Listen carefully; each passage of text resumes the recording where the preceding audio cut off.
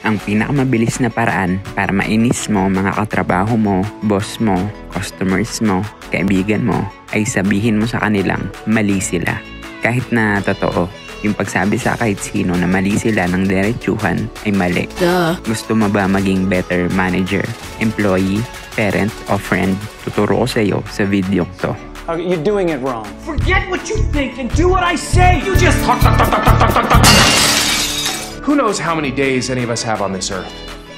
I want to fill mine with laughter, happiness, and love. Let's get the fuck out of here.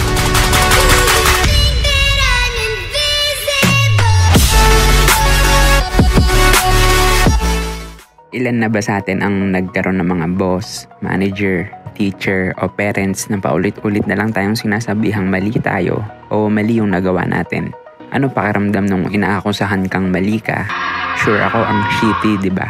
Kung gaano ka-harsh sila magsabi sa atin ng mali natin ay depende sa laki ng ego nila. Kasi the harsher yung pagpapagalit ng isang tao, the more powerful yung pakiramdam ng taong yun. Tapos nung sinabihan tayong mali tayo, naapektuhan ba talaga mga aksyon natin? O nagkaroon lang tayo ng sama ng loob sa taong paulit-ulit na naninita sa atin? Tsaka subconsciously, kahit alam nating mali tayo, di natin ginagawa yung tama dahil may sama tayo ng loob. Madaming paraan para sabihin sa taong kausap natin na mali sila.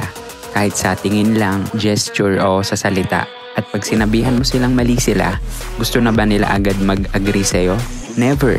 Kasi parang diretso mong tinira yung intelligence at judgment nila. Gugustuhin nilang tumira pabalik. Pero never nun mapapagusto silang baguhin isip nila. Pwede mong ibato sa kanila lahat ng logic ni Plato o ng isang Immanuel Kant. Pero hindi mo mapapabago opinion nila kasi nasaktan mo feelings nila. Huwag mo simulan by announcing, papatunayan ko sa'yo na ganito ganyan.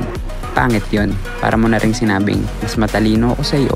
Kaya sasabihin ko sa'yo to para magbago isip mo. Challenge yung ginagawa mo. Nag-start lang yon ng opposition at gugustuhin nung kausap mo na makipaglaban bago mo pa ituloy yung sasabihin mo. Mauuwi lang yon sa argumento. At 9 times out of 10, ang arguments ay nagtatapos sa dalawang magkaaway na mas convinced lalo na siya yung talagang tama. At hindi ka rin mananalo sa kahit anong argument kasi pag talo ka, talo ka. Pag panalo ka, talo ka pa rin. Bakit? Well, kunwari nanalo ka at nadali mo lahat ng butas sa sinasabi niya at napatunayan mong mali siya. O tapos, ikaw okay ka. Paano naman siya? Naramdam mo sa kanyang inferior siya at sinaktan mo pride niya. Sabi nga ni Dale Carnegie, a man convinced against his will is of the same opinion still. Here is my proposal. I will be managing director, and you can be non-executive chairman. It's cold in here, Michael. I gave you an opportunity, Michael. You betrayed me. Don't be here when I get back. Kaya iwasan mo ang arguments the same way na iiwasan mo ang mga ahas o mga lindol. Kung may gusto kang patunayan, huwag mo pa alam kahit kanino. Alihim mo lang na gawin yun o dahan-dahan na hindi nila mararamdaman na ginagawa mo yun. Pag sa tingin mo mali yung statement ng isang tao, hindi ba mas okay kung sisimulan mo yung pag-correct sa kanya ng something like, ganun ba? Akala ko kasi ganito. Pero pwedeng mali ako. Madalas nga akong mali eh. Konting tao lang ang logical. Karamihan sa atin, bias. Lahat kasi tayo may iniisip pang takot, pagdududa, selos, pagkainggit at pride. At karamihan sa atin ayaw baguhin mga isip natin sa mga bagay tulad ng religion natin, haircut natin o paborito nating artista. May friend nga ako, si Austin. Nag-hire siya ng acoustician para designan yung isang room nila ng acoustic panels. Nung dumating daw yung bill, nadismaya siya kasi ang mahal. Nung may kaibigan siyang dumating na medyo may alam sa ganon, tapos napag-usapan nila yung price, sabi daw ng kaibigan niya na naisahan siya nung acoustician. Oo, alam ni Austin na totoo yun. Pero konting tao lang ang gusto marinig ang katotohanan at mag-reflect sa judgment nila. So, naging tao lang siya. Dinepensa ang sarili niya at ginastify niya lang yung hindi naman daw mag-expect na makakakuha ng quality at artistic na taste sa mga murang prices and so on and so on. Tapos nung ibang araw na may bumisita uli at inadmire yung pagkakakabit ng panels sa kwarto na yon, tuwang-tuwa at sinabing sana ma-afford niya rin yung ganon sa bahay niya. Nag-iba daw reaction ni Austin. Naisip niya, well yung totoo nga niyan na isahan niya ako. Masyadong malaki binayad ko at nagsisisi ako na sa kanila ako nagpakapit.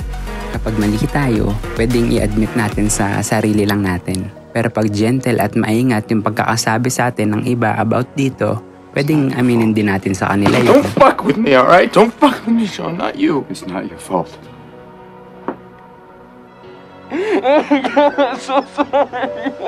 Huwag lang yung pinagduduktukan nila sa mukha natin na mali tayo at sana ganito ganyan ginawa natin. 2,000 years ago, sabi nga ni Jesus, agree with thine adversary quickly. Or in other words, huwag ka makipagtalo sa customer mo, asawa mo o mga kaaway mo. Huwag mo sabihin sa kanilang mali sila, huwag mo na pasamain loob nila.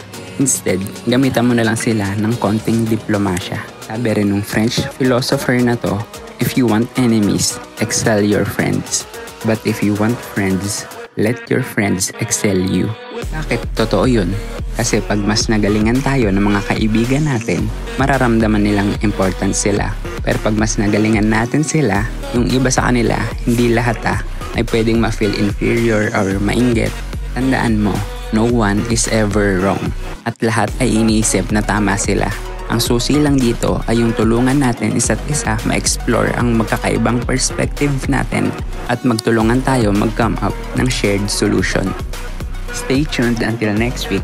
See you sa next video. Hell. Kung may natutunan kayo sa video to, ma-appreciate ko kung i-hit niyo yung like button at huwag niyo na rin kalimutang mag-subscribe at i-click ang notification bell. Ituturo ko sa inyo how to be you ×2.